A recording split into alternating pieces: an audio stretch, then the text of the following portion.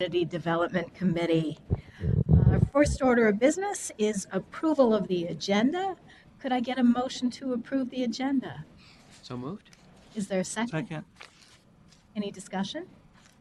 All those in favor say aye. Aye. Opposed? The agenda is adopted.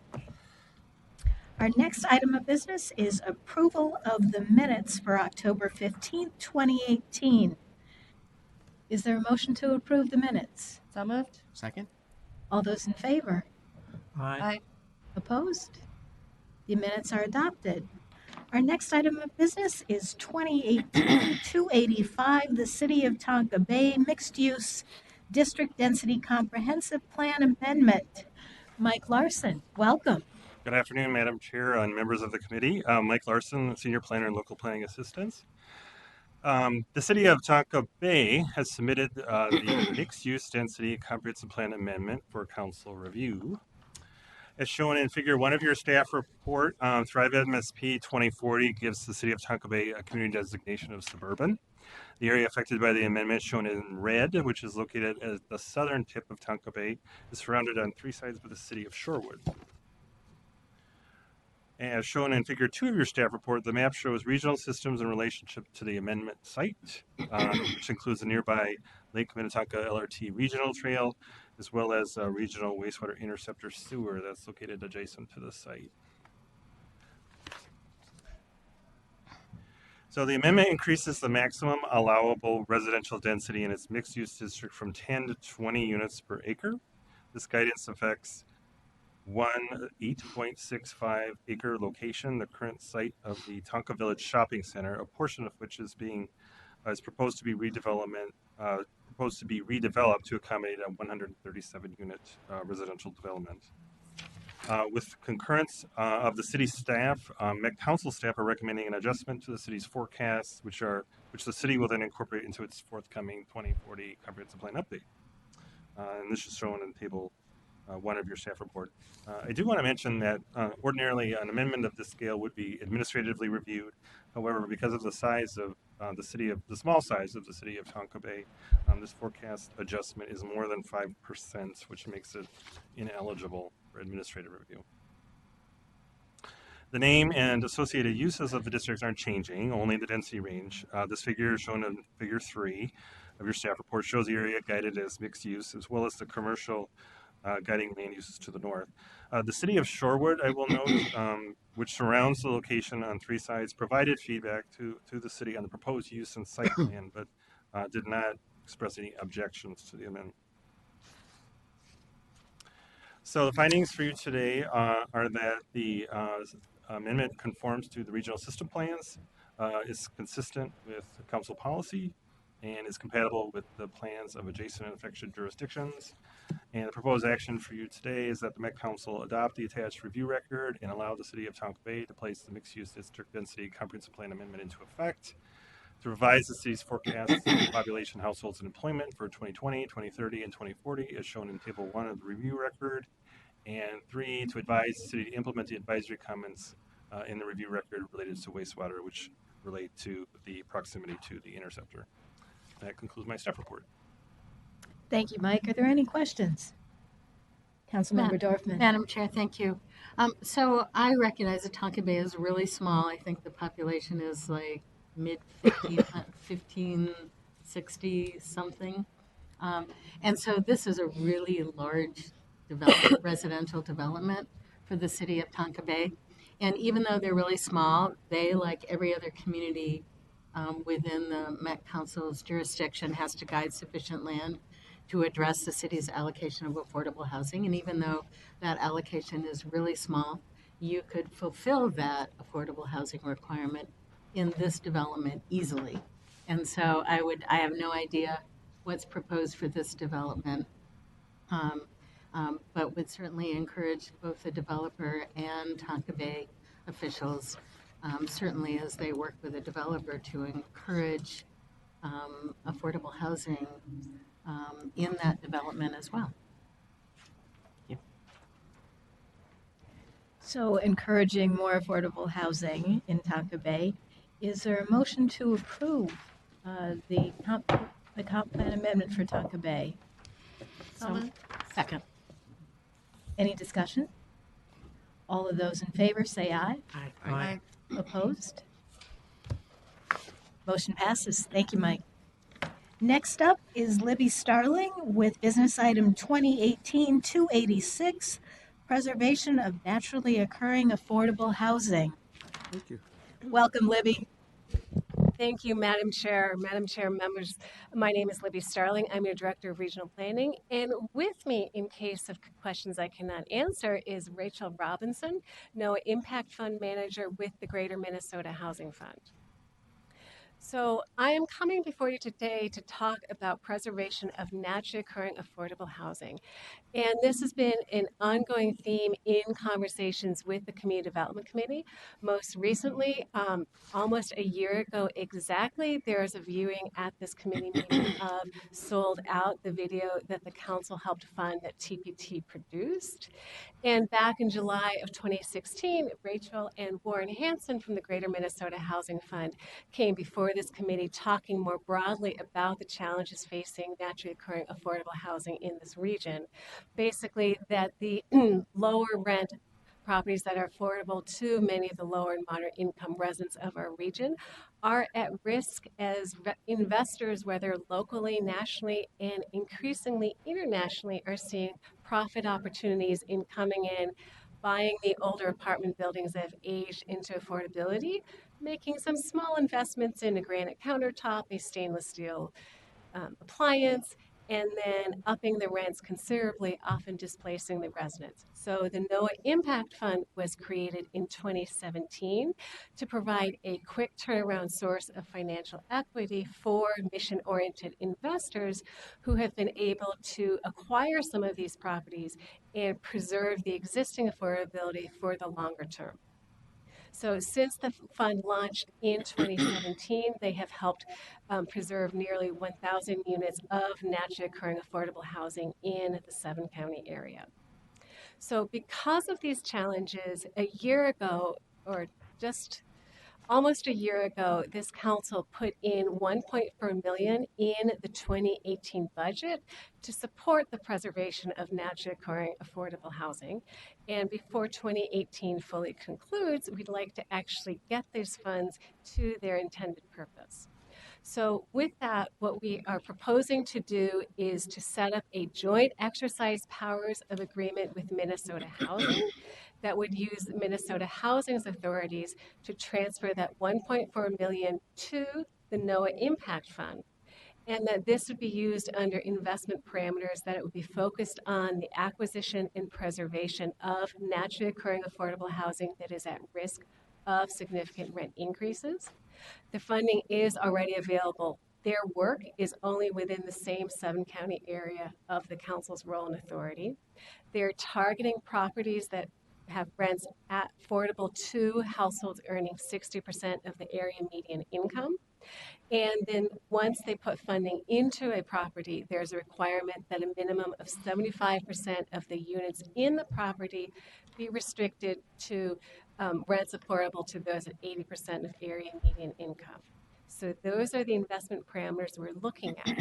So I'm coming to you today with a very long proposed action regarding the authority to negotiate the joint exercise powers of agreement. This is the very long, detailed version. The plain language version of the proposed action before you is to authorize the negotiation of the joint exercise of powers agreement with Minnesota Housing. That agreement, once negotiated, would come before this committee and the full council again for full formal adoption of that. And the intent of that would be to get the $1.4 million in the council's 2018 budget to the NOAA Impact Fund. So that's the short, plain language version of what this is the very long, detailed, various pieces of the mechanisms and the steps of this. So with that, we would be happy to take any questions. I can talk about the council's investment in that process. Rachel can talk far more intelligently than I about her work at the NOAA Impact Fund. And with that, Madam Chair, we would be happy to take questions. Any questions? Councilmember Dorfman. Thank you, Madam Chair. This is really exciting. Thank you, Rachel and Warren, for being here today too, and for really um, coming to the Met Council more than a year ago and talking about this risk to affordable housing in our region. Um, I have maybe one question and then one suggestion as well. So it seemed wearing my other hat that I do during the day at St. Stephen's, we're often hearing from clients who we find out that the building that they've long lived in was sold usually after the fact. That's when they get their eviction notice. And so how, given that you've now been doing this for how do you find properties that are at risk so you can intervene before the sale? Yeah, Councilmember Dorfman, thanks for that question. We certainly are sort of trying to triangulate and figure out how to do this business of buying property on the open market before it converts or upscales and before people are displaced. Having a financial tool that's flexible and nimble and at the ready has been our key to doing so, but we still do struggle with the concept of access and making sure that we know about opportunities early. And I know a lot of our local jurisdictions are working on, ordinances and other policy approaches that would help us get that done to know earlier. But otherwise, once we're in the fray, we do look at a lot of property. We don't win all of the bids. And so I think that that's the reality of the market is that we are being effective, but there's still quite a lot of property that sells. And so, without a preservation strategy. And so there's continued work going on among, our colleagues and peers in the industry for more tenant protections and more tenant-oriented solutions because the scope of the challenge is very, very large, and we're able to tackle thousands of units in a short time frame by purchasing them and preserving. But overall, the number of people who are low income and who are in the rental market is greater than what we do with just the solution. Thank you. Councilmember Chavez. Thank you. Not a question, a request as far as the follow-up, that there would be some type of follow-up periodically with this committee as far as progress report. I think we might have touched on that previously, but I just don't want to lose sight of that. Thanks. Councilmember Dorfman. And I just want to add, I think I'm correct. And so I'm glad we're making this investment in the NOAA Impact Fund. I know that Hennepin County made one of the first investments in the fund, about $3 million. And I don't think any of the other counties within our Met Council jurisdiction have done that. But it'd be nice, and I know that they can't give $3 million, but it'd be really nice if everybody was at the table, having given at least something, since this is an issue that impacts the region. It's not just a Minneapolis-St. Paul issue. And so perhaps Met Council staff could, working with our partners in the other 6 counties, can encourage investment in the NOAA Impact Fund as well. Good suggestion. Councilmember Cunningham? Yeah, I just want to move this item, Madam Chair. I think it's a great start. I clearly won't solve the problem, but at least we're putting our foot forward in the right direction with regards to a means of preserving this housing, because we're not going to build our way out of this. We really do have to preserve what's there. And so this makes sense. And we have been talking about this, so this isn't the first time this has come before this committee. Mr. Hansen came before us some time ago, but there have been other folks that have come before us as well to talk about this. So I want to move this item. And if you will entertain my motion, Madam Chair. Most certainly. Is there a second? Second. Any discussion? All of those in favor say aye. Aye. Opposed? The motion passes. Minnesota Housing, thank you so much for your partnership and thanks for being here to join us. Thank you. Our next item of business is 2018-289, the 2018 Livable Communities Act Local Housing Incentives Account Funding Recommendations. Welcome, Ryan Kelly. Thank you, Madam Chair, committee members. Happy to present this year's Local Housing Incentives Account, or LHIA, funding recommendations.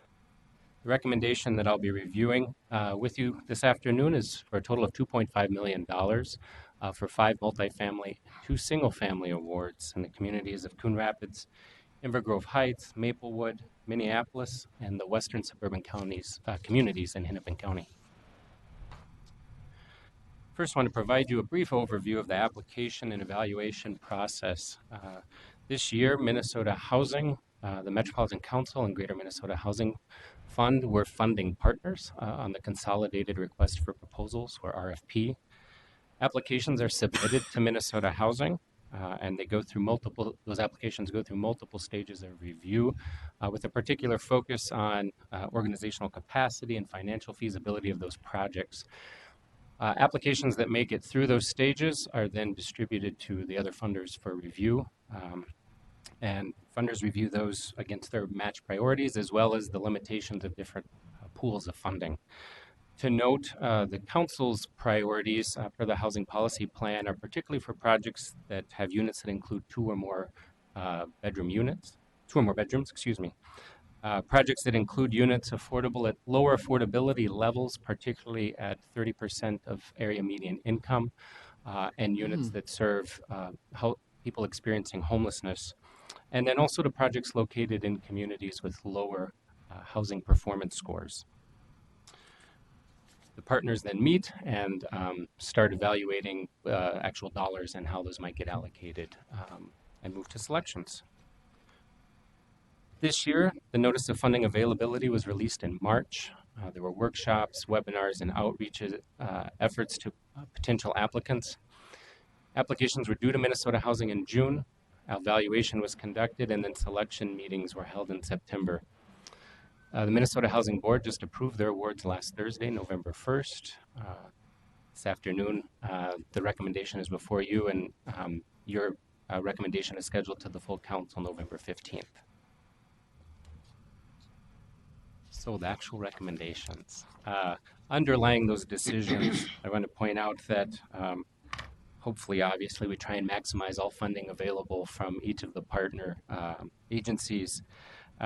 And we also look to fully fund as many eligible projects as possible that came into the RFP process.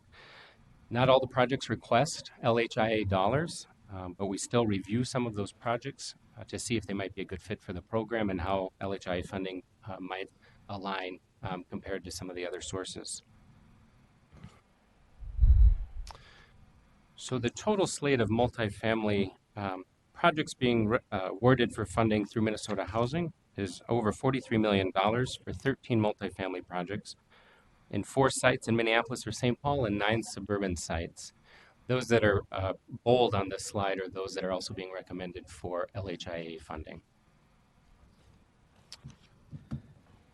There are 18 homeownership awards, 12 in the central cities and 7 in suburban communities, totaling just over $6.6 million. And those projects that are being recommended for funding with LHIA dollars are before you here. There are 5 multifamily projects totaling $2,354,300 and 2 homeownership single-family projects totaling $145,700. These are projects that were eligible for the funding and still had a gap remaining after looking at other potential funding sources and best met council priorities. Provide you with a little summary of each of the individual projects. This is the Galway Place Townhomes project. This is one of 2 sites. Minnesota Housing is treating this as one project. Common Bond is doing rehab, one in Coon Rapids, one in St. Paul. LHIA dollars will specifically assist the project in Coon Rapids. Consists of 3-story townhome buildings with 2, 3, and 4 bedroom units, primarily serving incomes at 60% of area median income or below, with 8 units serving high priority homeless. Cahill Place Apartments is the new construction of 40 units in Inver Grove Heights. These units will serve high priority homeless population as well as people with physical or developmental disabilities. There are units at 30% of area median income and 60% of area median income. Emma's Place is the rehabilitation of a 13-unit development in Maplewood. This project serves households at or below 30% and 50% of area median income, and specifically responds to the needs of homeless single-parent-headed families, which include 3 or more children. Maya Commons is the new construction of 50 units in the southeast Como neighborhood of Minneapolis. This project is also receiving funding through Minneapolis tax credit allocation. The development has a focus on health and wellness, dedicating space for meditation, gardening, and natural areas. 8 of the units are reserved for adults and 4 units for young adults, 18 to 25, experiencing homelessness. The 4 units serving the young adults have supportive services provided through a partnership with YouthLink as well. This project also includes the reuse of the historic bungee tower for a shared lobby community space with an adjacent student housing project. Mino Bimadijiwin, my apologies if I didn't get it right, I tried, is a project in Minneapolis. This is mixed income and mixed use project near the Franklin Avenue Blue Line station. This includes units affordable at 30%, 50%, and 60% of area median income, as well as a community service facility, medical clinic, and an urban embassy for the Red Lake Nation. You have seen this project before as the council awarded a livable communities demonstration account, transit-oriented development, and a tax-based revitalization account award in 2017. Madam Chair, could I just add, this is also the site that's the Mino B site that is getting lots of media attention now because it is going to be the interim site over the next 6 months for the navigation center for the people who are at the Native American encampment at Franklin and Hiawatha Avenues. But they still plan on beginning this project as soon as the summer hits. Good point. Thank you, Councilmember Dorfman. Ryan? And then our 2 homeownership projects. One is called Irving Near North Infill Development. This is the redevelopment of 3 city-owned vacant lots in North Minneapolis. The homes are built for larger families. They include 5 bedrooms and 3 baths. The project, in addition to the new construction of housing, will also provide affordability gap, down payment assistance, and financing that is Sharia compliant, as well as financial counseling for homeowners. And then the West Hennepin Affordable Housing Land Trust, or Homes Within Reach project. This is the acquisition and rehabilitation of 10 single-family homes. 2 are directly assisted with LHIA funding, with units affordable up to 80% of the area median income, again in communities in western Hennepin County. Anticipated outcomes of these projects being assisted with LHIA awards is the leveraging of over $37 million in private investment, just over $44 million in public investment, the construction of 199 new rental units and 5 new ownership units, as well as the preservation of 49 rental units in the Twin Cities.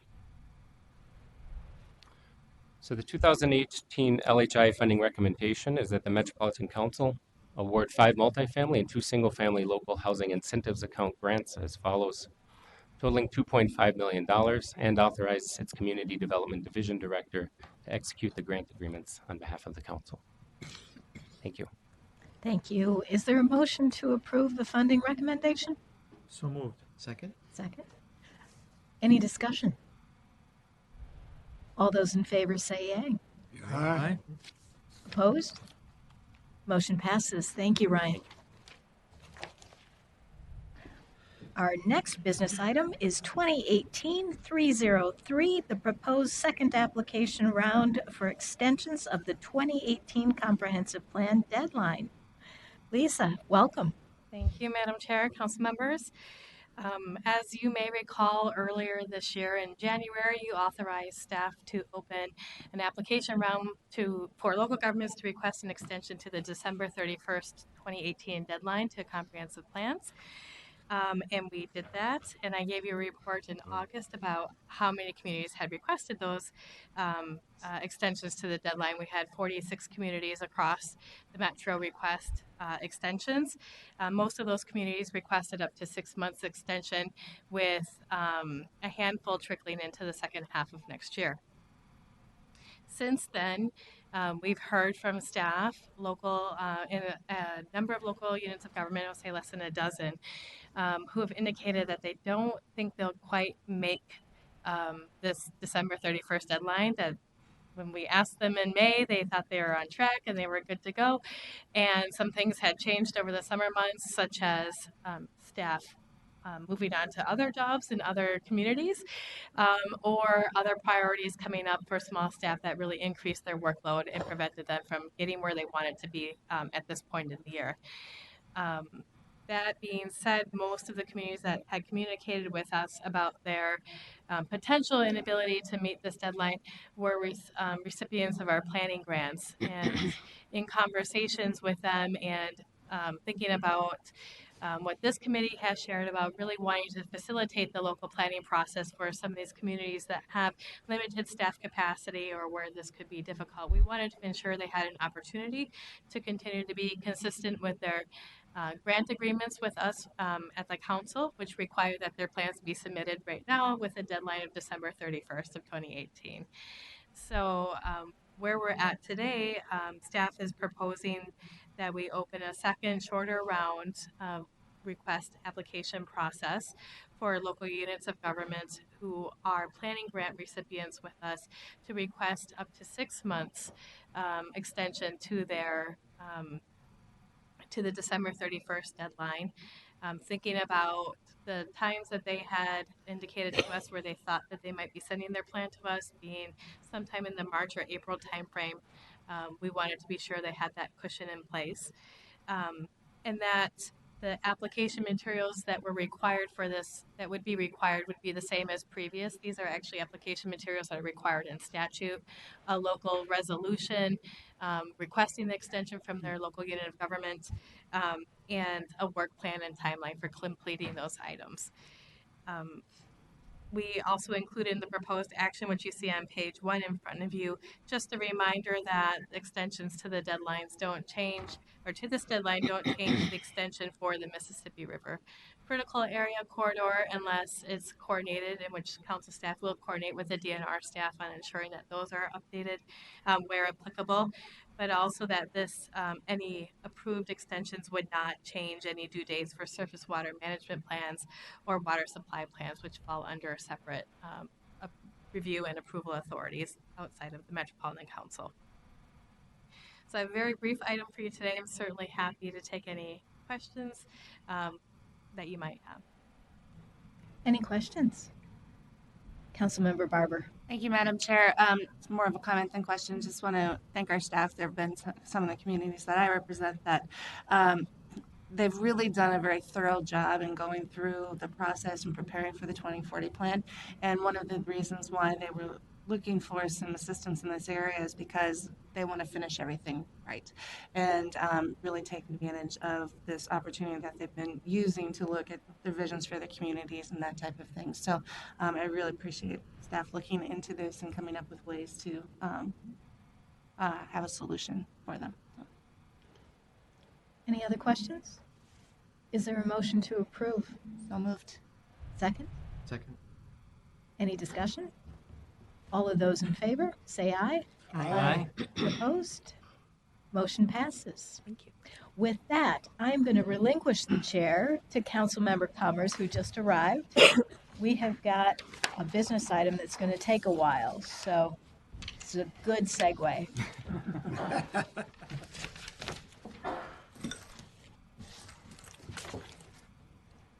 Thanks a lot, Jim. I thought this would be an easy one. This is new information. Yeah. Always come.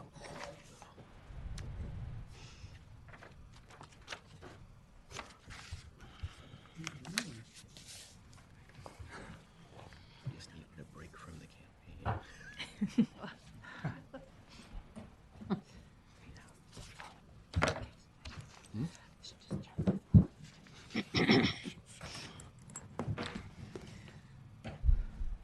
Good afternoon. Good afternoon, Mr. Chair, members of the committee. My name is Terry Smith. I'm the director of the Council's Housing and Redevelopment Authority. I'll be presenting today with two colleagues, Joel Hudding, who is the research manager, Heather Augustin Hebner, back here is the director of finance and administration for community development and MTS. We'll be presenting to you today on the payment standard options for adoption for the rent assistance programs administered by the HRA. Joel will start us off to sort of set the stage on what's been happening overall. He's done some research on what's happening in the rental market in terms of rents and vacancy rates, so we hope that sort of sets the stage. Heather will then join us and she'll talk about where we've been so far, just a little bit of review on where we've been with our budget process related to the rent assistance programs, and then I'll be talking about programmatic impacts. And Heather and I will be doing somewhat of the back and forth during the presentation. A lot of this won't be foreign to you. You will recall we've had several presentations and items before you that talk about the HRA structural deficit and structural deficit issues. And so this payment standards discussion is hoping to further that conversation. You may have seen that we will also be before you at Committee of the Whole on Wednesday to share with all council members. So I apologize now that much of this you will hear again on Wednesday, but it's a lot of information, and so we hope that we can gain your insights on this. And then finally, we will be back to you. Our plan is to be back to you on the November 19th meeting with a business item on payment standards. So today is a policy discussion, no action today to set the stage. And Joel is going to start us off with the first slides. Okay, Mr. Chair, committee members, as Terry mentioned, my main role here is to provide a little bit of contextual analysis on trends in the Twin Cities multifamily rental market. And before I begin, I do want to acknowledge my colleagues Matt Schroeder and Liz Roten, who helped a lot with the analysis that you'll see here today. So this right here is a story that we've been telling all year, right? We've been telling this story that housing production has been lagging population growth, that rental vacancy rates have been very low, and they've been well below their healthy levels for some time now. And that associated with that is that rent prices have been growing much faster than inflation. So this is a plot that you've also seen before. We've updated it with recent data, but I'll walk through it. We'll start with just the vacancy rates and why that's an important metric. Vacancy rates are great because they measure all the market interactions between supply and demand, right? So you can think on the demand side, if population increases, that's going to increase the demand for housing. That's going to be reflected in a lower vacancy rate because more people are demanding housing. On the supply side, you could imagine that if construction costs increase, that may decrease the supply of new housing, and that would be reflected in a lower vacancy rate, controlling for all other factors. And so the vacancy rate is this one number that measures these market interactions, and it makes for a really good analysis tool. And you've commonly heard about these healthy vacancy rates. What that means is that vacancy rates are at a rate where rent prices are growing with inflation. They're following inflation. A high vacancy rate, a vacancy rate that is too high is a bad thing. A vacancy rate that is too low is a bad thing. So when vacancy rates are too high, that often means that there are vacant, abandoned properties potentially, and properties become neglected. On the other side, when vacancy rates are too low, rent prices start to increase very quickly. And so you can see in this plot on the dark gray line, that's multifamily rental properties in the Twin Cities, and that's the average asking rent for each quarter. And you can see how that's grown over the last several years. Now, if vacancy rates were at their healthy levels, which tends to be around 5% according to a lot of market analysts, then rent prices would be following inflation. And you can see that during the period of time where vacancy rates were above that green line, that healthy rate, you can see that rent prices were essentially growing with inflation. That dotted line is showing what would have happened if rent prices if vacancy rates had stayed at their natural healthy rates and rent prices were growing with inflation. And so you can pretty clearly see that when the vacancy rates went well below that 5% mark, rents were growing much faster than inflation. So just zooming in on that a little bit. Excuse me one moment. Yes. Yes. Can I ask a question Councilmember about this? Dorfman. So one thing I've always wondered about this vacancy rate number and talking about healthy vacancy rates. So is it possible in a region to have a healthy vacancy rate for market rate units, but still show a very low vacancy rate for affordable? I've always been trying to know if you've got a healthy one, it's healthy for everybody. Is kind of what we say. Is that true? Mr. Chair, Councilmember, yes, I think we would need to do a lot of more analysis, and we are doing a lot more analysis to really understand how the relationship between vacancy rates and rent properties in different types of submarkets. And I think understanding that dynamic will make our analysis a lot more rich. So I think the answer is yes. Vacancy rates, healthy vacancy rates can vary by submarket, by geography. Eventually, we're working on that analysis, but this is mainly just looking at the overall big picture. Thank you. Welcome. So zooming in a little bit, here we're looking at the year-over-year percent change in inflation-adjusted multifamily rent prices. So this is looking at every quarter since 2007 and looking at the percent change from the similar quarter 1 year in the past. And you can see that during a lot of quarters at the beginning, there were times where inflation-adjusted rents were actually decreasing, right? And so this is tracking along with both the lead up to the housing, financial crisis, and the housing bust, and also in the recession months. So if rents were following inflation, they'd just be right at that 0% line across this whole time period.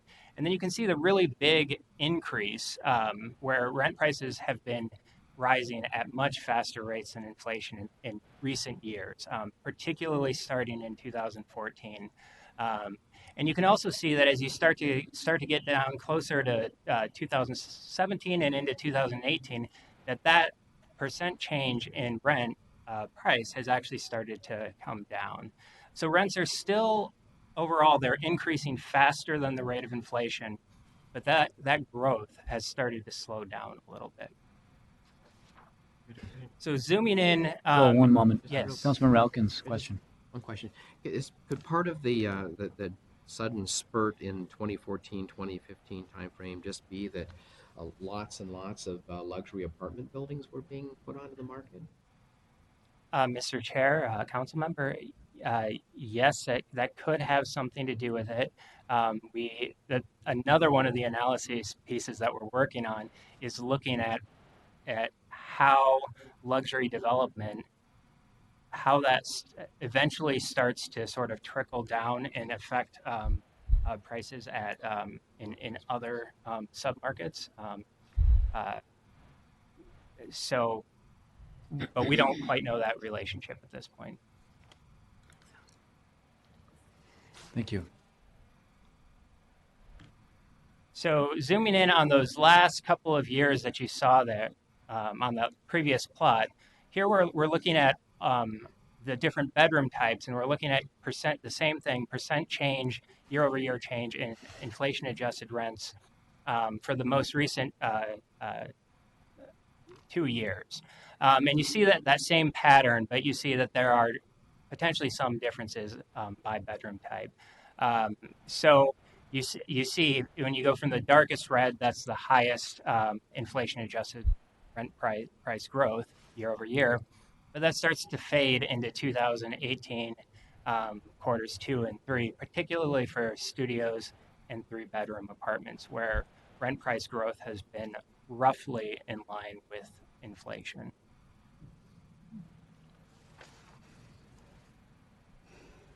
However, looking at vacancy rates, vacancy rates do still remain historically low.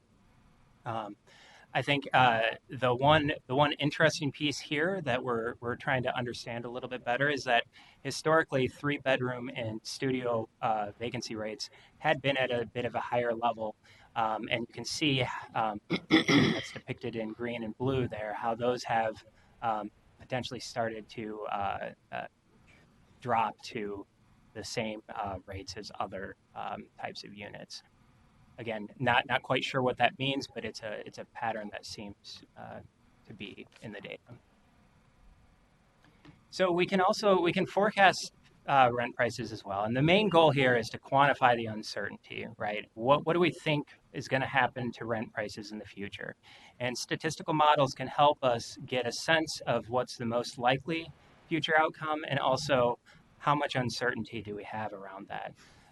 And so using data from 2000 to 2016, Q3, just giving an example here of how we might forecast rents. This is what we would have forecast had we ended our forecast in Q3 of 2016. And this is, in the blue line here, this is what rent prices actually did. So we did the same process across the entire data set many times to really get a good understanding of how well these models perform and how much uncertainty there is around them. And so that helps us to be able to quantify all the future unknowns that could happen.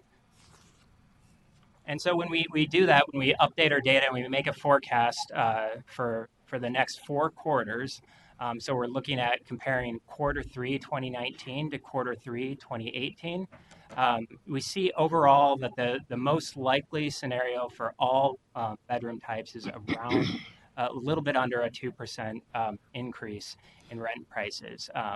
And what you're seeing there in the plot, you see that the dots are the actual point forecast, the most likely outcome, and then the shaded areas are representing the 80% confident or prediction intervals around that. So we can say that we can be 80% sure that future rents in Q3 2019 will fall within that band.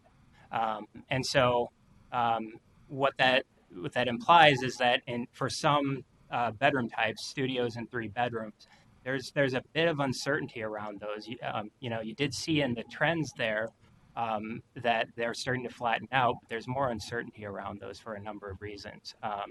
Whereas 2 bedrooms, there's a pretty strong amount of certainty that rent prices are going to grow and grow, probably at or a little bit above inflation. And that is a portion. Thank you. Heather is up next. Thanks, Joel.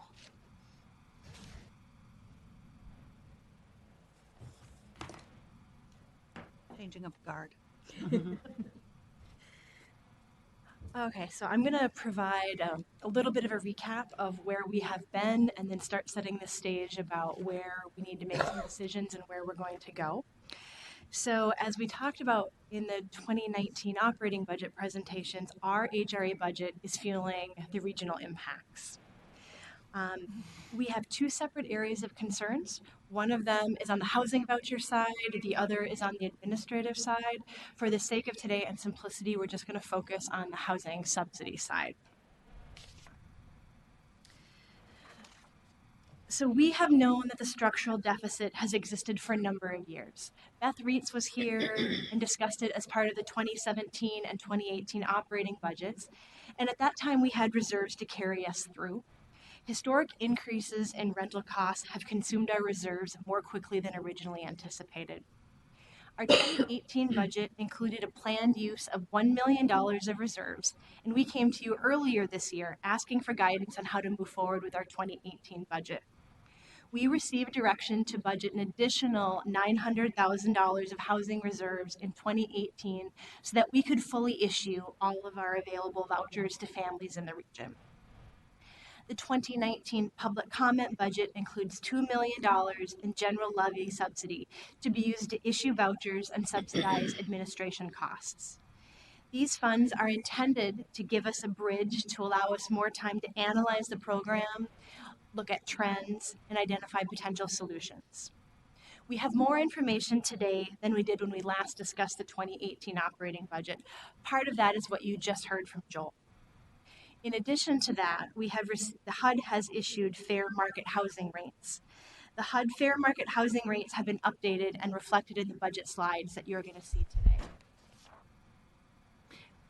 Mr. Chair. Heather, can you go back to one slide? So, and I remember this when we dipped into reserves previously, that there's a minimum level that we don't want to dip below. Can you remind me who sets that? Because when we say reserves near minimum, we're not saying reserves are near zero. Mr. Chair, committee members, the council has a policy on minimum reserves that is set for all of the divisions. So that is a central policy decision that the council makes. And that minimum for this particular minimum is at what level, dollar amount? Mr. Chair, council members, we are right at the minimums. I mean, after we moved this 900,000, I think we were within $100,000 of hitting that minimum level. And the dollar amount of that minimum? Mr. Chair, council members, I probably have that information in here, but it might be quicker if I just send that after, if that's okay. Okay, that's fine. Because I think I remember the reserves being really, really healthy. And so we certainly drew down some, but there's still a significant amount of money sitting in that reserve. Mr. Chair and Councilmember Dorfman, the council's target is 8.3% of total operating budget. And so our target fund balance is, it's about $4.5 million. Mr. Chair. Councilmember Chavez. Thank you, Mr. Chair. Hmm? Healthy is a relative term. So as far as one of the answers to your questions, the management committee reviews annually the reserves, and also as far as update financial reports, but as far as establishing what the floor is, or confirming, or whatever you want to choose for the verb, it goes through the management committee for each of the divisions. Thank you.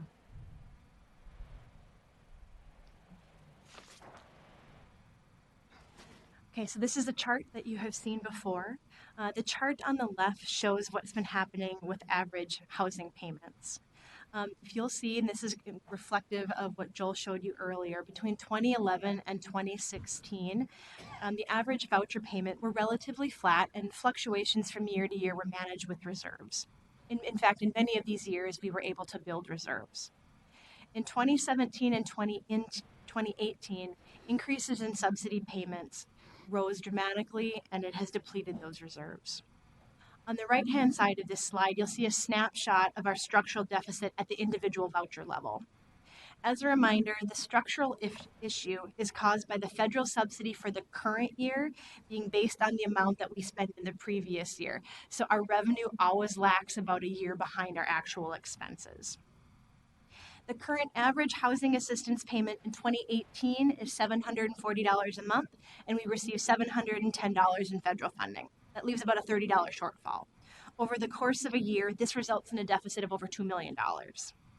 One item I do want to call out on this slide is that you can see the council's 2018 investment has increased the projected federal revenue from $710 a voucher in 2018 to $730 in 2019. So this is one of those cases where if we invest in 1 year, we get that money back the next year. So with this, I will hand it off to Terry, and after this, we will be handing off fairly frequently. Heather, can I just ask a clarifying question about the last slide? I had a question about that 710 versus 730. The comment you just made suggests that that's contingent on our activity last year. Is that entirely contingent on our activity last year, or is it set based on,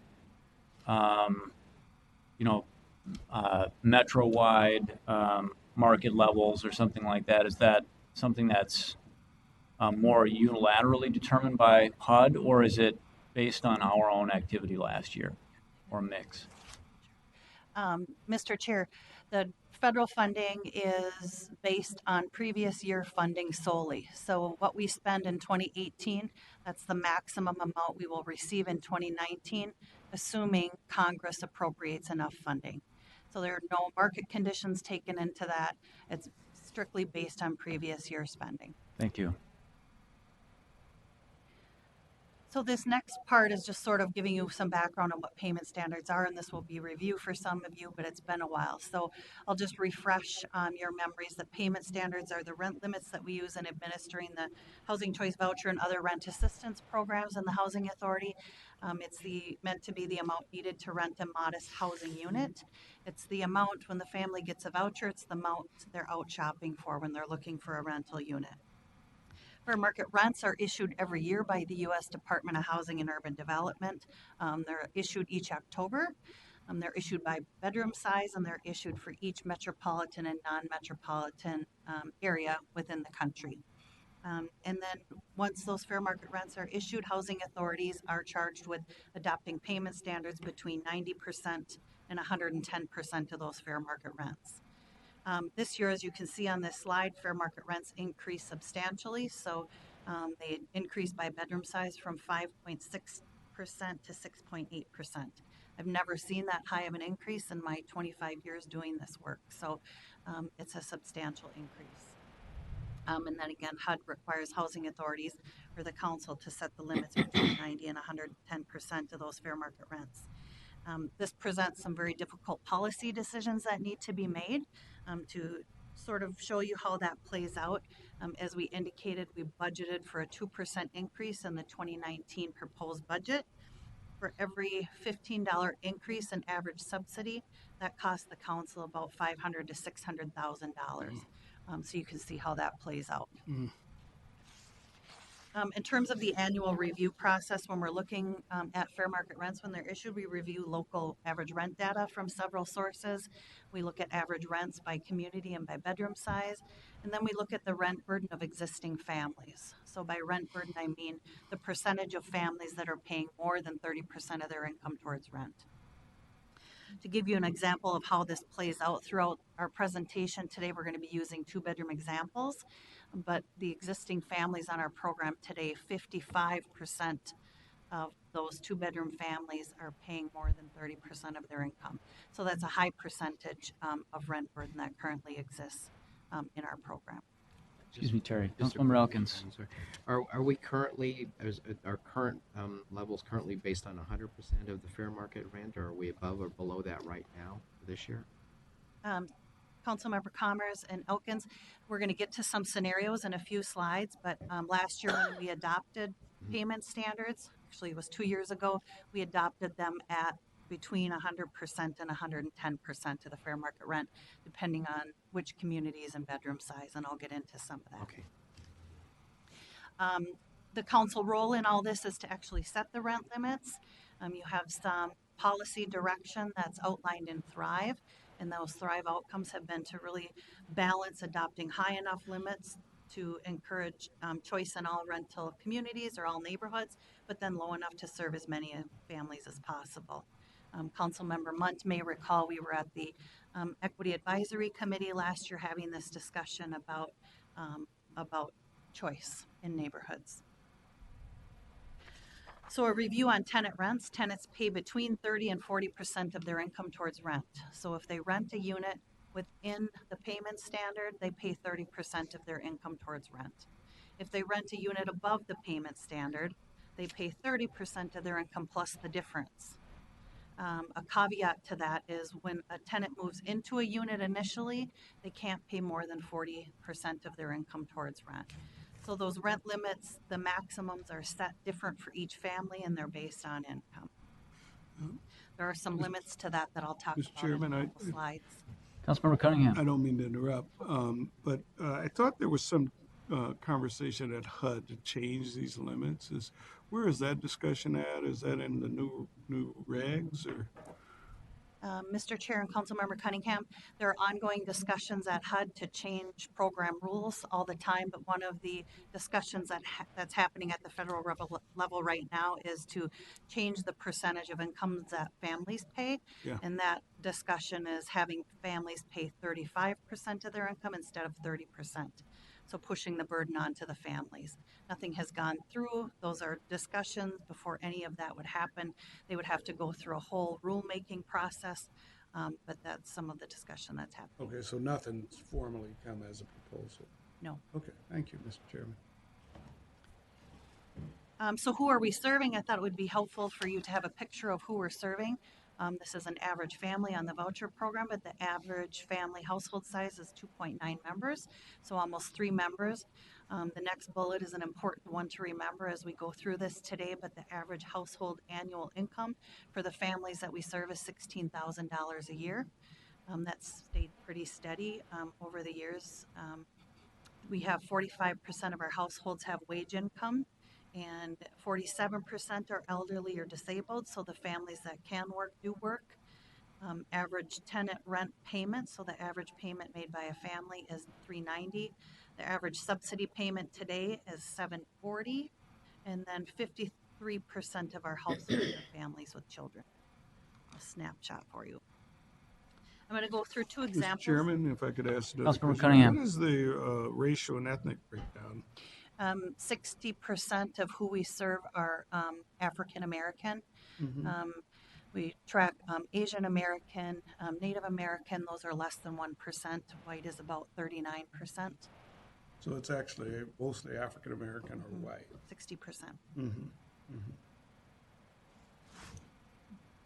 I'm going to go through 2 examples to show you how this plays out. Here's our 2-bedroom example. So you may recall this slide from previous years, but let's say family X is going to rent a unit for $1025. In this example, the family pays for electricity, so you add a $57 to their rent for a gross rent of $1082. Our current 2-bedroom payment standard is $1090. So that full rent falls within $1090. So in this scenario, the family will pay 30% of their income towards rent. In the second example, family X is renting a unit, but in this case, the rent is $1050. Tenant still pays electricity for $57, resulting in a gross rent of $1107. Payment standard is still $1090. So in this case, the gross rent is $17 over the payment standard. So in this scenario, the family is going to pay 30% of their income, plus they're going to pay the additional $17. As I indicated in an earlier slide, the 40% maximum per family only applies at move-in. So if a family lives in a unit, say this unit for $1050, next year the landlord increases the rent by $50 a month, the tenant at that choice has the option to either pay the difference, assuming the rent's reasonable, or move to a lower cost unit. And that becomes a very difficult choice for families to make. So imagine a family making $16,000 a year. Picking up that $50 increase can be a difficult choice for the family to make. One of the tests we use to determine if the rent is reasonable is whether that family can take their voucher and move to a lower cost unit. In this market, that becomes very, very tough because the vacancy rate is so low. So that's sort of how these scenarios play out. HUD has a rule that directs housing authorities to take its federal funding and serve as many families as possible. For example, we are projecting that we will get $57.7 million in 2019 for subsidy costs, so to pay rent on behalf of families. We have 6,616 vouchers. So HUD says, okay, here you go, Metro HRA, take your $57 million and go out and serve as many of those families as possible with that funding. A caveat to that is that local funds can be used to support subsidy costs. And as Heather indicated in an earlier slide, we have done that in 2017 and 2018, and there's some funds built into the 2019 budget.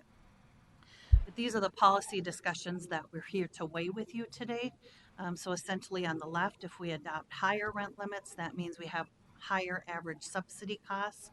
We can potentially issue fewer vouchers under that scenario, but we have higher success rates. So the chances of someone getting a voucher and being able to use it because the rates are high enough, the success rates are good. And then we can also build future year funding.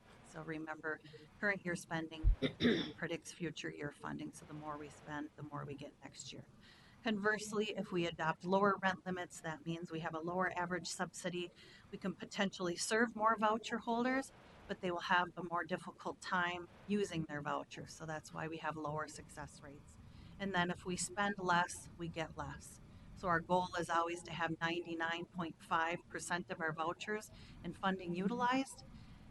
If we spend less this year, we get less. If we spend less, we get less. If we spend less, we get, so you can get into that downward spiral pretty quickly. I have a couple slides of considerations here for you before we get into some scenarios. But under this, so as I indicated, fair market rents increase substantially, which can have significant budget impacts. We currently have two sets of payment standards that you may recall.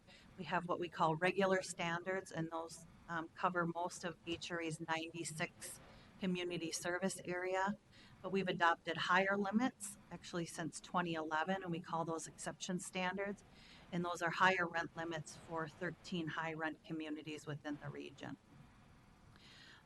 That policy decision is supported by a few Thrive Will statements, such as the council will offer housing options that give people in all life stages viable choices for stable housing, and that the council will develop and provide tools including competitive rent limits in higher cost communities to enable voucher holders to choose a location that best meets their needs.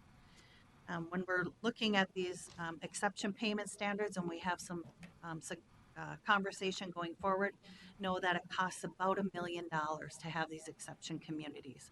So to have those higher rent limits in those communities, and we'll talk more about that in some future budget slides. We're going to get into some scenarios.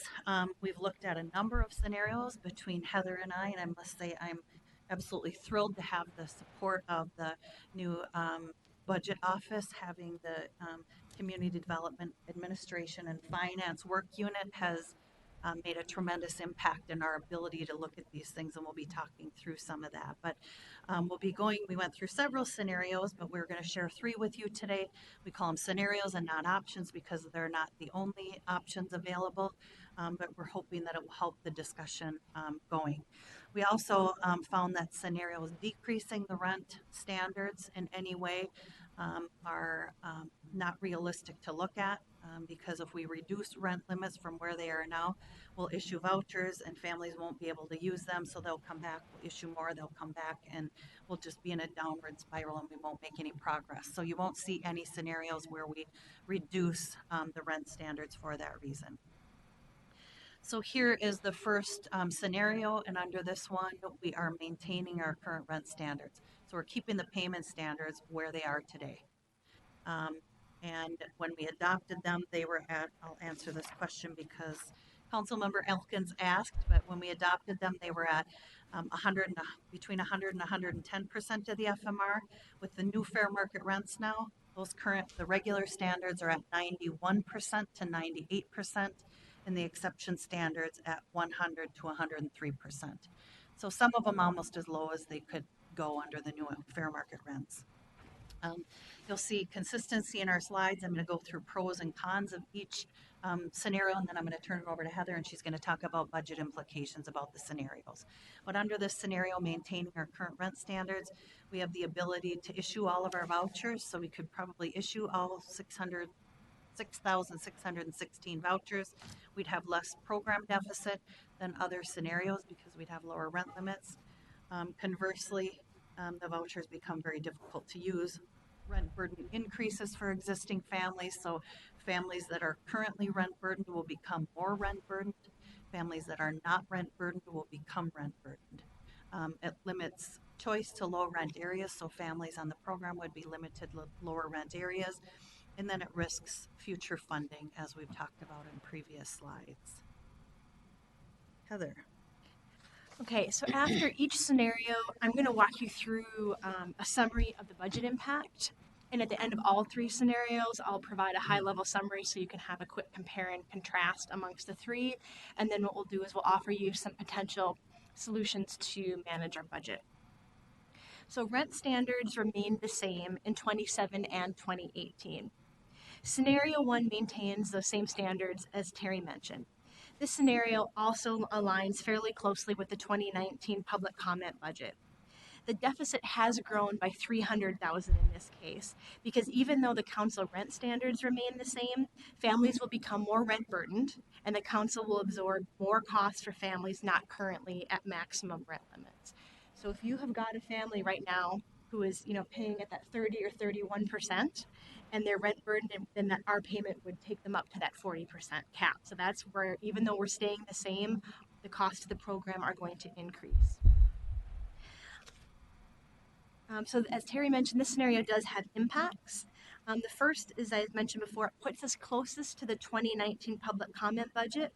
It will decrease our deficit by about $300,000, or prevent us from issuing 30 vouchers, putting low-income families at risk for homelessness. Rent burdens will increase for existing families, and the vouchers will become more difficult for families to use. The use of vouchers is critical to families and future federal revenue. Future federal revenue is based off actual expenses, and if families can't use the vouchers, we don't have those expenses. This sets off a downward spiral where federal revenues decline, and each and every year we lose more ground in the number of families we're able to serve. Mr. Chair. Councilmember Dorfman. Does this impact in the same way the 89 new vouchers we got for people who are homeless with disabilities? Mr. Chair and Councilmember Dorfman, that's collectively part of this discussion, so it's a very small percentage because we have almost 7,000 vouchers. So it's a very small percentage, but it's all vouchers together.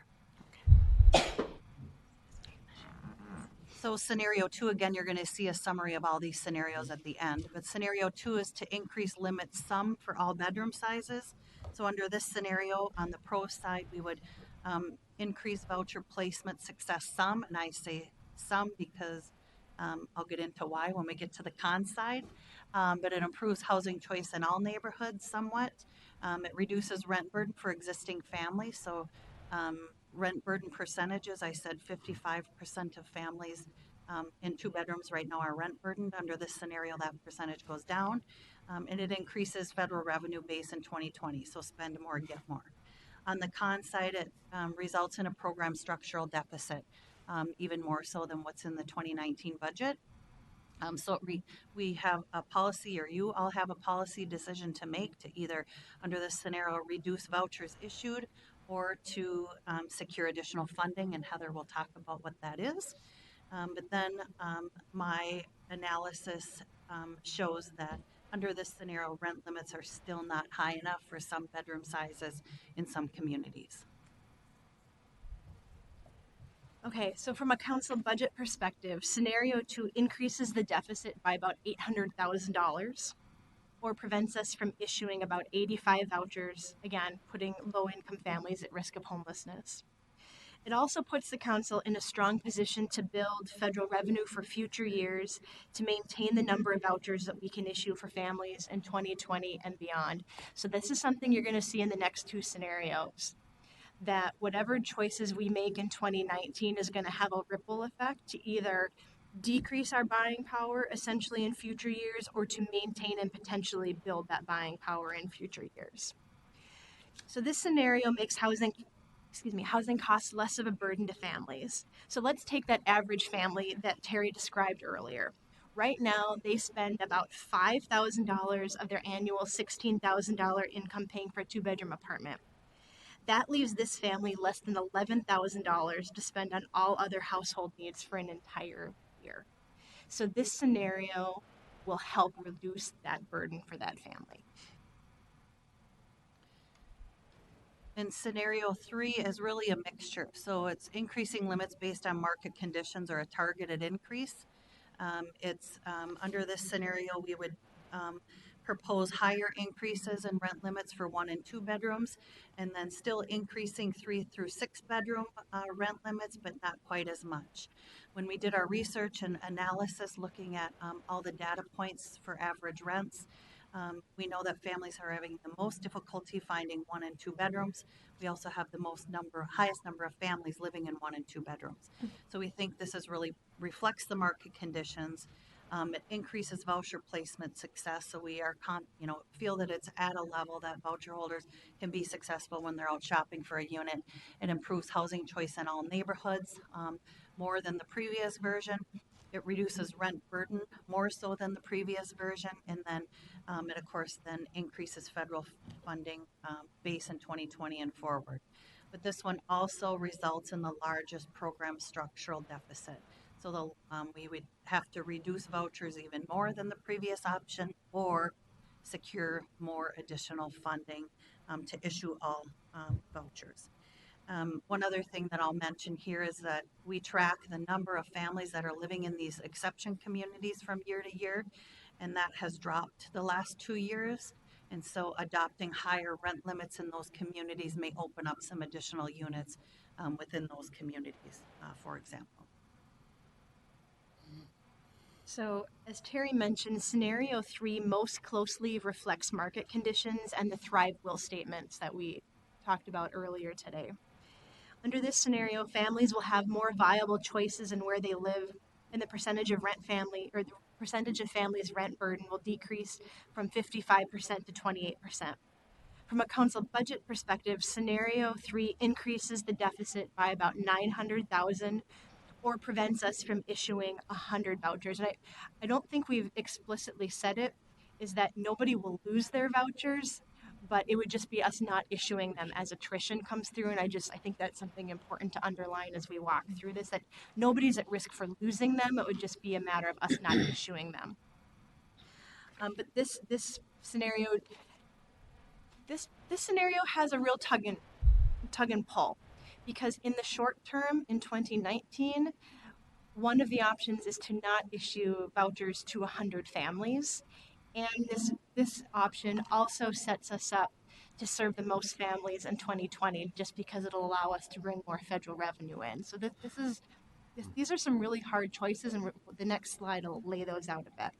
I think the other thing, sorry Heather, that we maybe didn't make explicit is these reductions in voucher numbers, because if, say, we were to increase payment standards effective January 1st, it's not like January 1st we reduce our funding by $2.5 million, or we takes a whole year to implement this.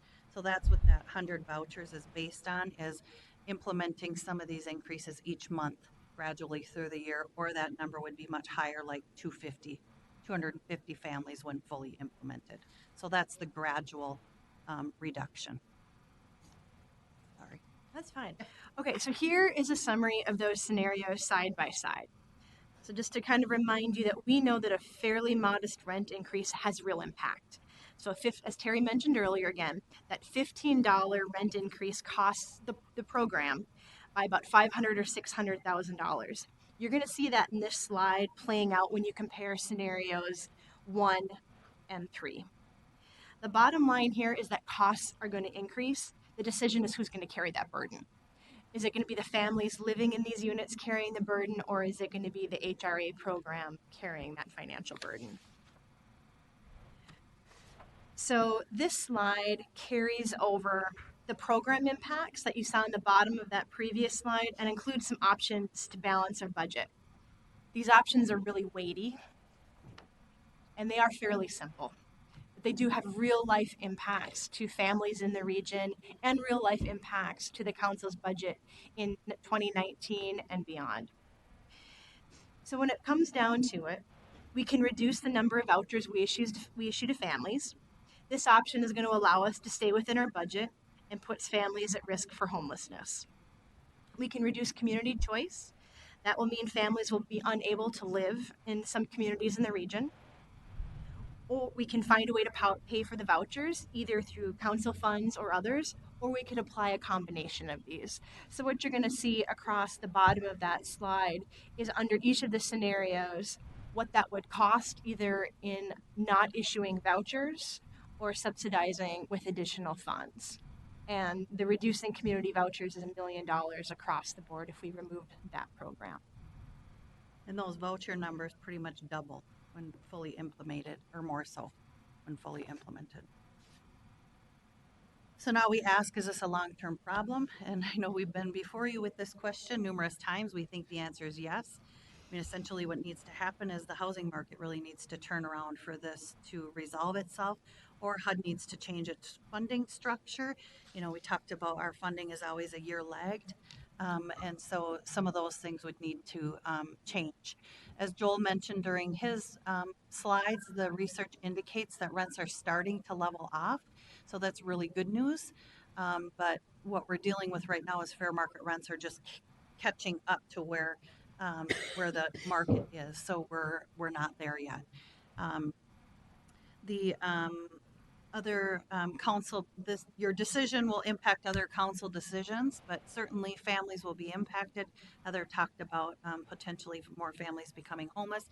I know the council is working on homeless initiatives and in other ways, but certainly impacts the low-income families in the region. Could have an impact on the areas of concentrated poverty if families are only able to use their voucher in low rent areas. Certainly impacts council investment in other initiatives. So if the council is putting additional funds into this program, it may impact other council initiatives.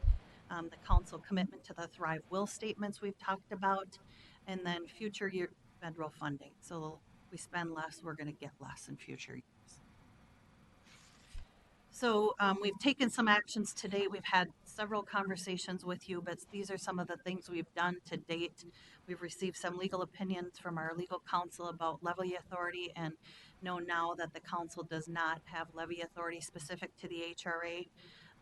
We've contacted other housing authorities here in our region and have some national conversations around this, and agencies are really all over the map. Some of the smaller agencies have reduced, and large agencies have reduced the number of families that they serve to stay within the budget. Some housing authorities have lower rent limits, so they have maybe concentrations of voucher holders in certain neighborhoods, so they're able to serve all families. Some other agencies are using other agency money to serve all vouchers, so it's really all over the place. I can use St. Paul as an example. St. Paul has historically had low rent limits. So they have one rent limit for the entire city. So they have certain areas of the city where voucher holders just can't live. And so they this year are going to be able to serve all their voucher holders. However, they recently had a board action to increase those limits. So next year they're anticipating being in this same position where they either need to use some reserves or reduce their program size, which is a conversation they'll be having with their board. But agencies are doing all different things. We continue to do data analysis. I indicated the help we've received now from the budget officer from Heather's group in terms of doing rent forecasts and financial forecasts. In fact, we had several slides built in that Heather and her staff did, but due to timing, we didn't include them, but it helps us do better forecasting than we've been able to do. And then as Heather and I were having a discussion with the regional administrator and the chair suggests that we maybe engage policymakers at a high level across the region because we're not alone in this. It's an issue that's facing our partners as well.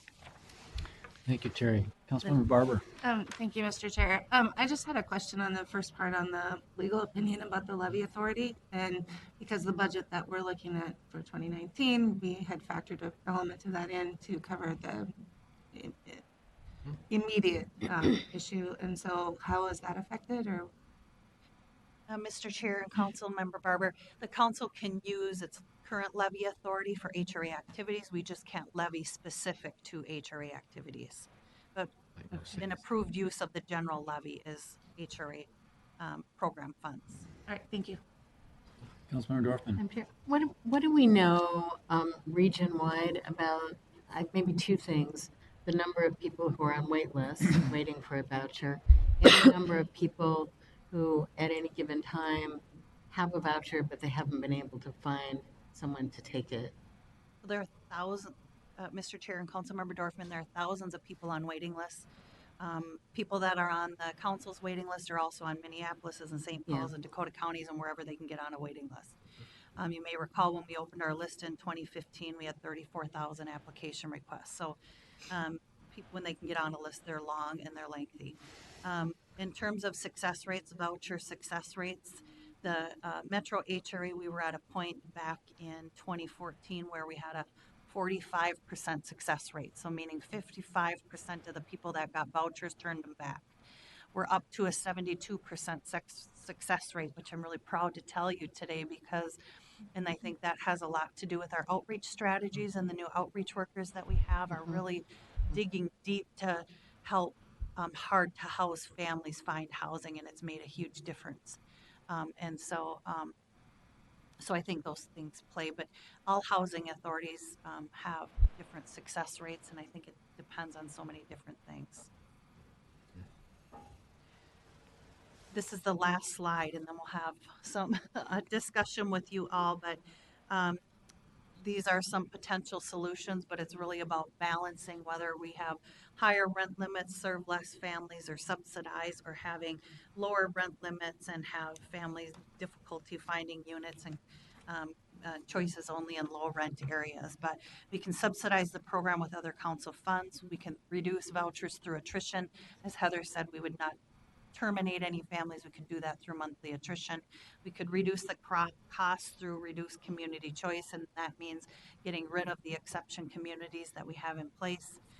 We could secure alternative funding sources, which is something that we continue to look into. And now we're open to your feedback and questions. Thank you very much. Councilmember Cunningham and Yeah, Councilmember I'm Barber. just curious if we reduce the cost to these choice communities, what would the savings be on that? And then how many more families would we be able to serve? Mr. Chair and Councilmember Cunningham, it costs us about $1 million a year to have those exception communities. So if we remove them, that means the current families that are living in those exception communities would then be subject to the lower rent limit. So their rent would go way up, or they'd have to move, is the impact, but then it would reduce other needs. I should go back to the budget slide that will show the impact of that.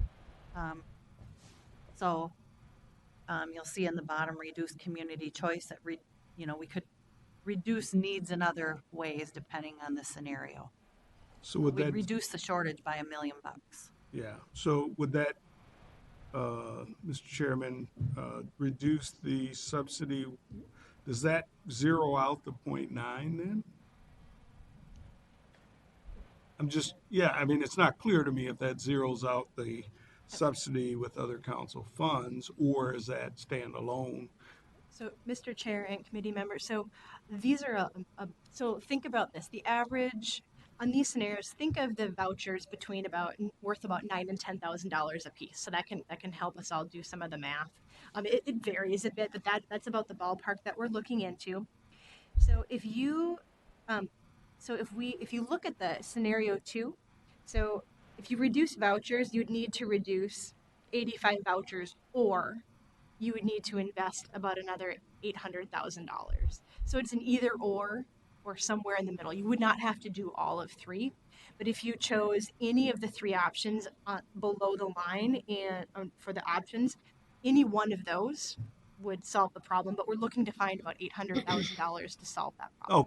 Okay. So that would reduce if we use that option. That would take care of our budget, but then we would have 100 people in option 3 that would be out if we chose to remove the choice program. I think what's important, Mr. Chair and Councilmember Cunningham, what's important about that is the families. I think we have 371 families living in those communities right now.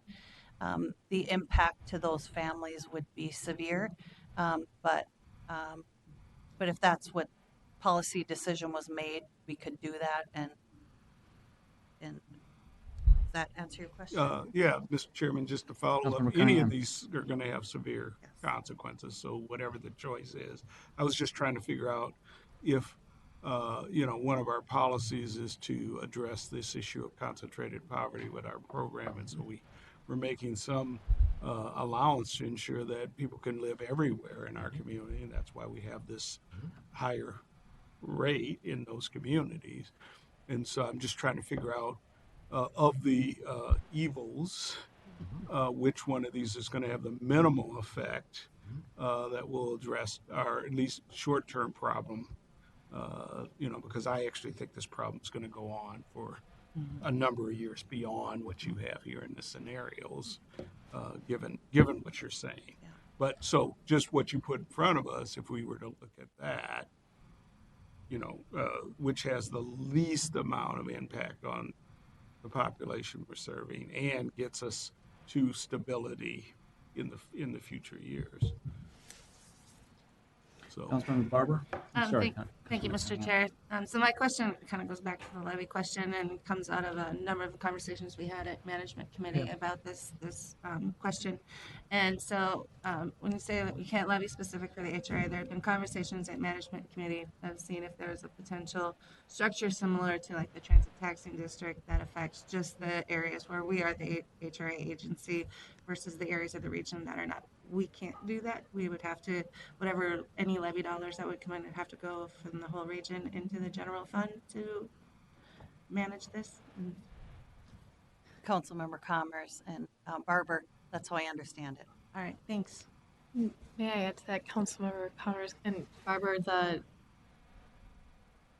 request came because other housing authorities around the region can levy, just the housing authority itself can levy for its use. The council's levy covers the 7-county metro area, levies everybody. As you know, the transit capital levy district is more limited in scope. And in order for the HRA to have a more limited scope levy on its own, we would need a legislative change. So it wouldn't allow us, we wouldn't be able to do that to solve our 2019 budget. In the most optimistic scenario, that would be something that would be proposed and passed in 2019 session in order to impact a 2020 budget. So that doesn't solve next year yet. Thank you. Councilmember Dorfman? Terry, can you remind me when we designated the 13 exception communities and increased those subsidies?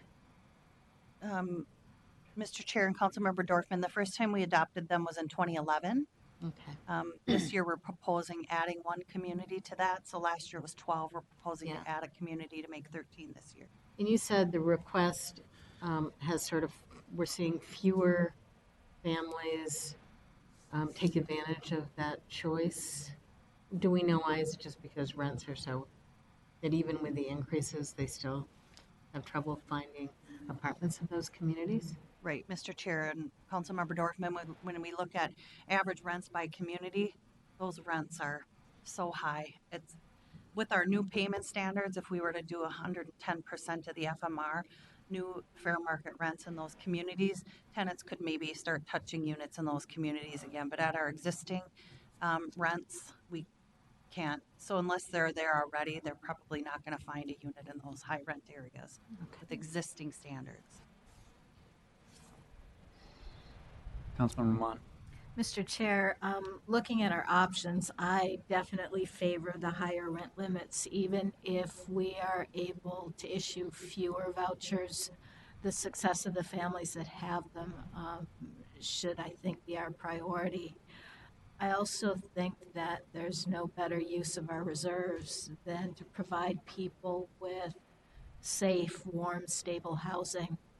And even if it would save us $1 million, I believe that the people who are choosing to live in the higher rent, high opportunity communities, I don't want to ask those 371 folks to leave their home, to leave their job, to leave the school where their kids have found a place to succeed. I'm unsure between scenario 2 and scenario 3, but I don't like scenario 1. Thank you for that, Councilmember Mon. Councilmember Chavez? Thank you, Mr. Chair. Throw some gasoline on the fire. I suppose somewhere in here there's some good news, but I haven't seen or heard it yet. I would agree with Councilmember Munt as far as directionally. The concern I have on the management side as far as reserves always is I need to have enough blood in the system to be able to feed the body that's going to take care, administer this program. So I want to be careful about that. Beyond that, I just shiver at looking at reducing costs through reduced community choice. For one of the core reasons I'm here, I think while several of us are here, is choice. By modifying that, compromises that core policy principle of ours and concedes to those that don't give a damn about this problem. As far as the long-term issue, I would encourage our chair, us, whomever, the whole audience, to bug our chair and Judd to get this on a legislative agenda. I know what the challenges are, but that doesn't mean we don't go do it.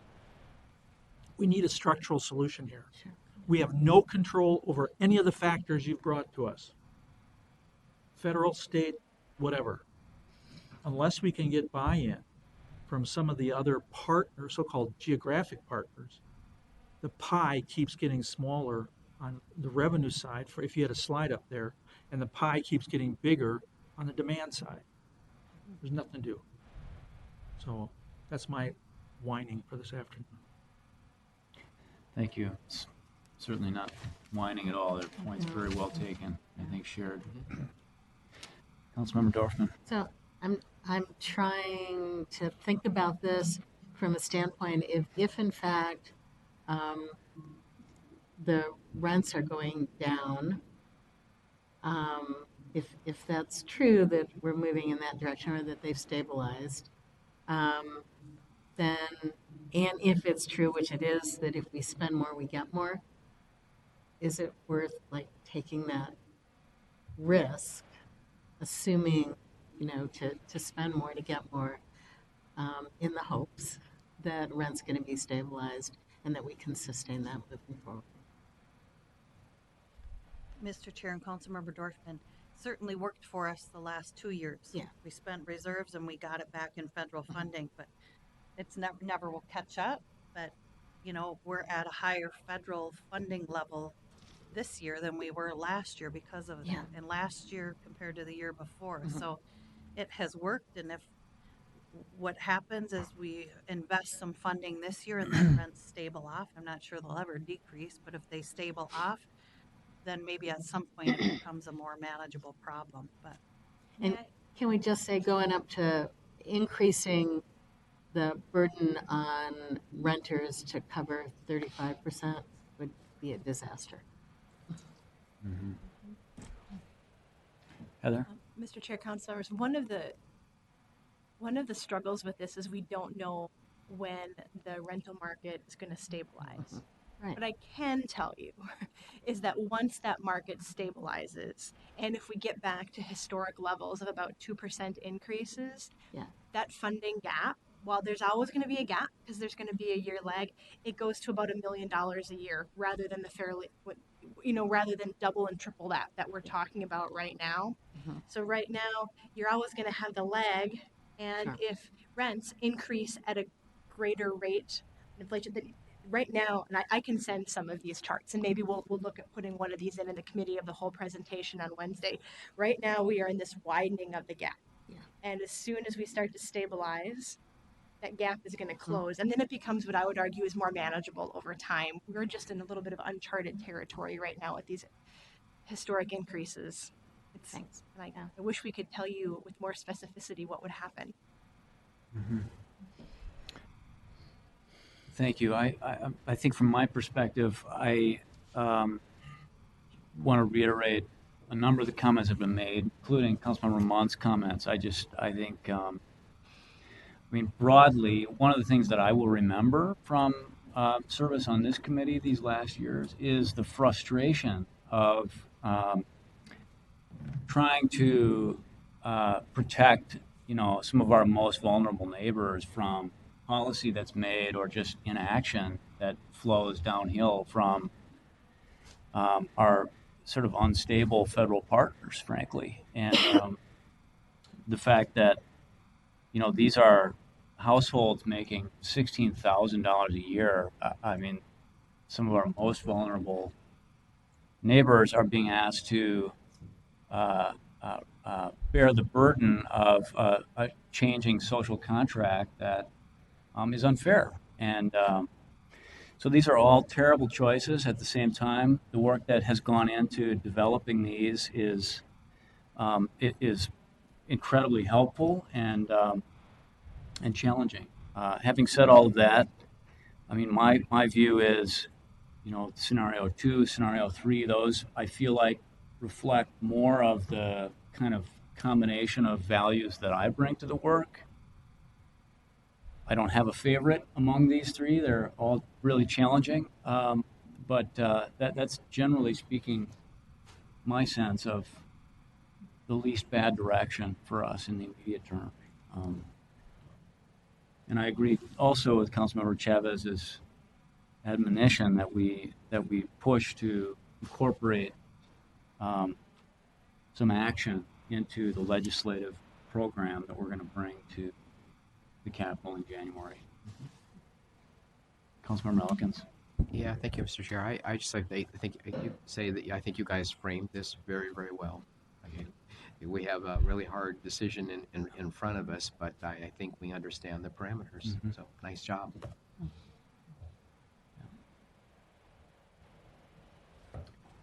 Any other comments, council members?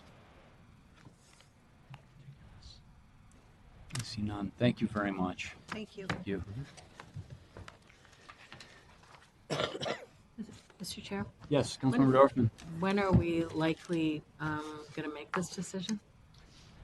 My understanding is we'll have conversations at committee of the whole on Wednesday, and then Then Lisa, back in 2 weeks. back in 2 In weeks. front of you. 15th? Yep, November 19th. In committee first, or In Community Development Committee first, and then recommendation to council. Okay, I think that concludes our agenda this evening. Thanks to Councilmember Mont for chairing the business items this evening. We'll be adjourned. Thank you. thank